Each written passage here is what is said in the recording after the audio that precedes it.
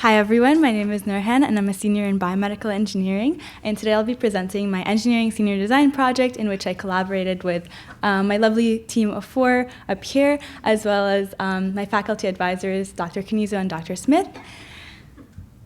So to give you a little bit of background, my topic focuses on understanding how sex-based differences between males and females impact tissue injury and repair. So it's actually been proven in various studies that females are more prone to soft tissue injuries. And one study actually found by graphing ACL tears as a function of the female menstrual cycle that there is the largest number of ACL tears right here in the point characterized by the highest estrogen and lowest progesterone. And so this suggests that there's a hormonal component in relation to these injuries. So the motivation behind this study is that these sex differences are not very well understood, and this is largely due to a bias in research in which for the past hundreds of years, researchers have never really paid attention to the specific sex of animals or cell lines that are being used in studies. And so this has become such a hot topic that the NIH recently started mandating that these sex differences are addressed in all future studies, starting in 2020. So the significance of this project is really important because it'll allow us to personalize treatments and improve healthcare outcomes for both sexes. So the overview is, in order to approach this, we want to understand how the body maintains something called tensional homeostasis. Tensional homeostasis is essentially the balance of forces within your body as it experiences stretching or squeezing forces.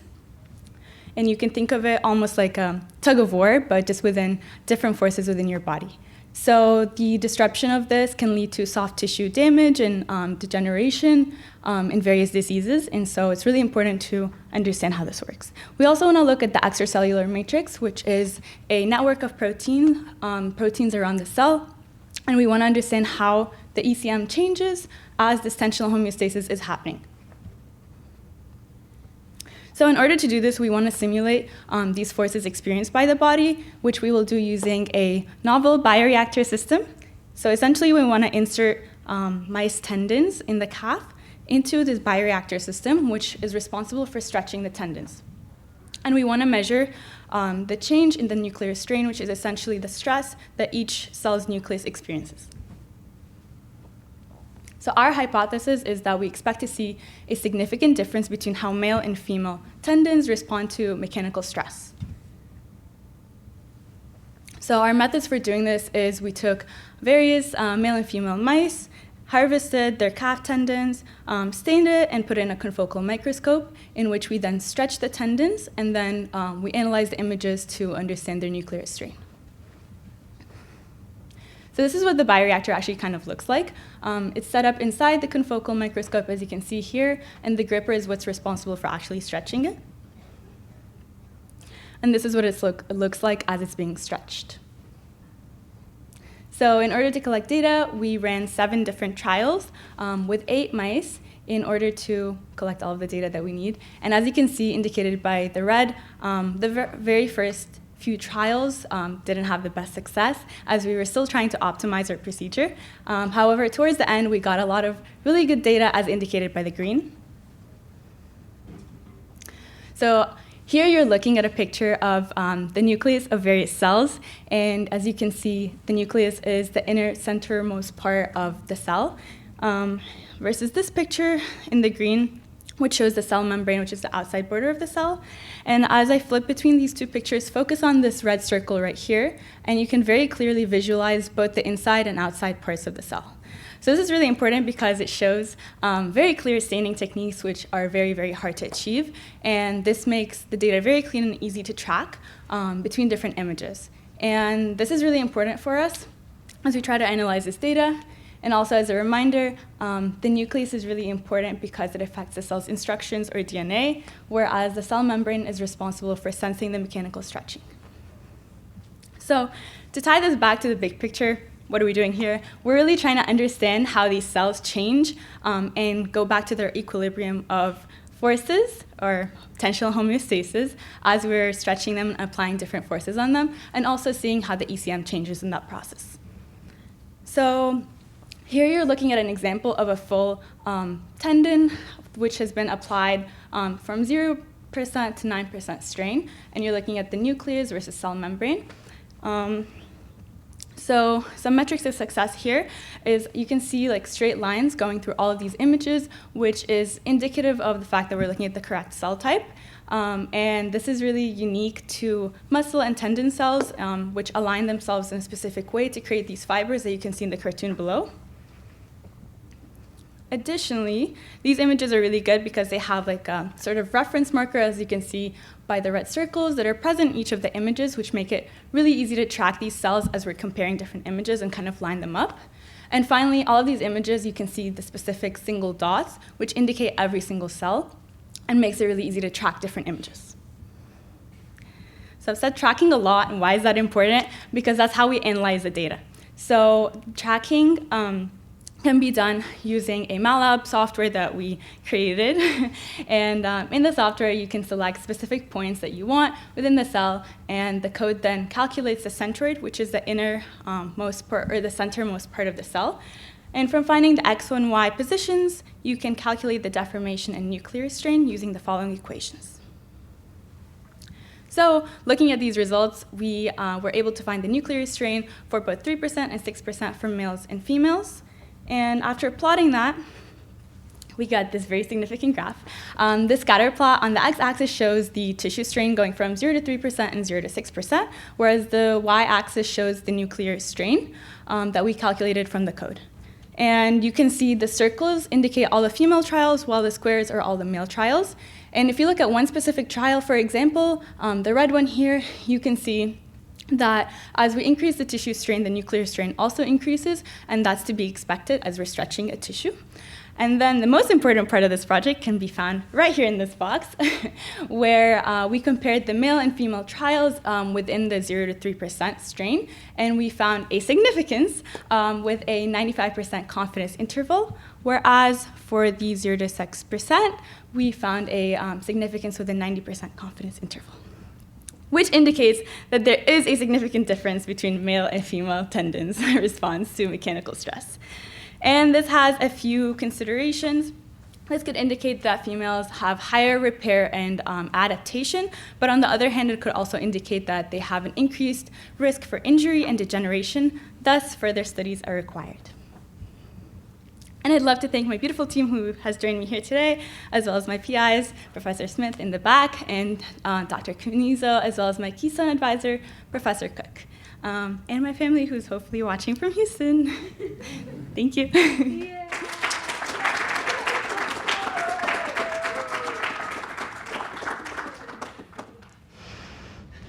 Any questions?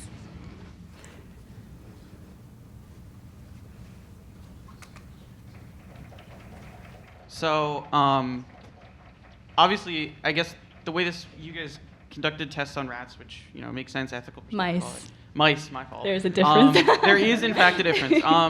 So, are there any complications or questions about extrapolating this from mice to humans, or is the field pretty confident that the same phenomenon will be observed in humans? And if it is, then how is it like all mammals or? No, so as with most studies, you kind of do things like on a cell level, and then you move on to animal models, and then hopefully like human models. And so oftentimes there's a discrepancy moving from each of those, and like it might not be the exact same, but you kind of start off in one level, and if it proves to be significant or sufficient, or if you see enough evidence, you can move on to the next model. So I guess the next thing we can do is stretch human tendons. Definitely not, but like. No, I didn't realize it kind of goes up like that. Thank you. Yeah.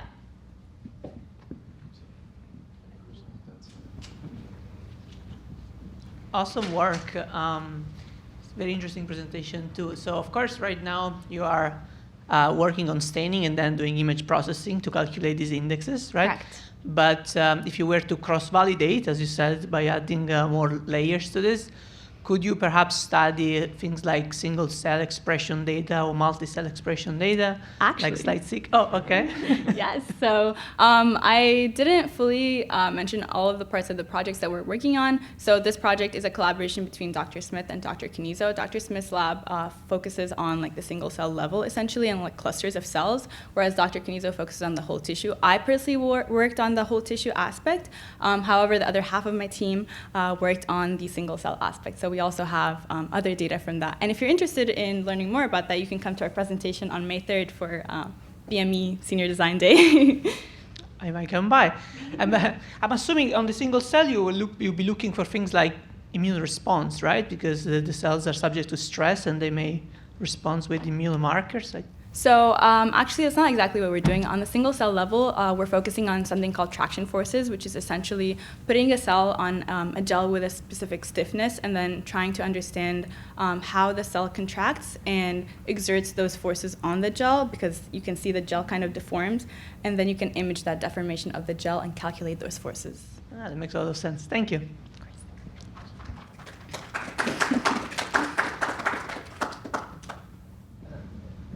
Really nice presentation. Thank you. So I have two questions, if we have time. First, if you could, just not thinking about the practical consequences, but what metabolites would you like to measure where for your mice to make a connection? Do you think the metabolism in those particular tendon cells is key? Because your initial presentation, which is very data set from the human women, is very engaging, right? But I was just wondering about the circulation of those hormones, and are they in tendons as well? So that was an aspect of our project when we were first kind of trying to design the experimental planning section of it that we considered. However, we didn't find very feasible for the duration of our project, which is only like 2 semesters, but essentially the experiments all happened in 1 semester due to the time limitation. So we were going to move on to adding hormones into like the media of the cells or modeling tendons in a different way to include hormones. However, since we did find significance, that was sufficient for our current project, but that would be an important consideration for future studies. Okay, and then last, I think on the slide prior here, you have some interesting conclusions, and I just wonder if maybe all 4 of those couldn't be there at the same time, and that the disadvantages of the female condition are offset by the female possibilities. I don't know what your thoughts are there, but thank you, it was great. Sorry, was that a question or was it a comment? So my hypothesis is that perhaps it is not any subset of these 4 things that you've listed that are true, but it could be that all 4 are true simultaneously. I agree. Yes. Okay. All right. Yes. Great. Thanks. Definitely. And I think they kind of go hand in hand to some extent. Any other Yeah, I questions? think we do have time for one more question if anyone is interested in asking. You can take a second to percolate.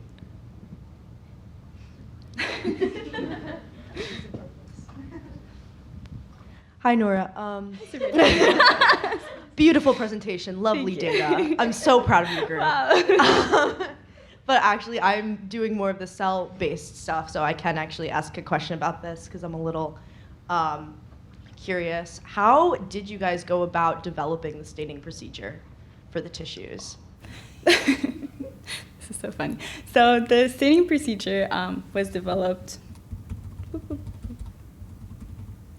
So as you can see here, for the DAPI staining procedure, that's kind of like a very well-known staining procedure. So we kind of followed the online protocols, and since they worked, we ran with that, and we didn't have to change it. However, for the bottom, the cell membrane stain, which is imaged in green here, we had so much trouble with. We had initially tried a completely different stain called CMDR, so cell deep mask red, cell mask deep ref. And that didn't work at all. And with the images, you could see very non-specific staining was all over the place, kind of terrible. So I had to throw that out and then try with this phalloidin stain, which sometimes worked, sometimes didn't work. And we noticed that the times that it didn't work was because the tendon had a lot of fat on it. And so the stain would kind of just deposit in those areas. And so, yeah, we eventually got a protocol that worked.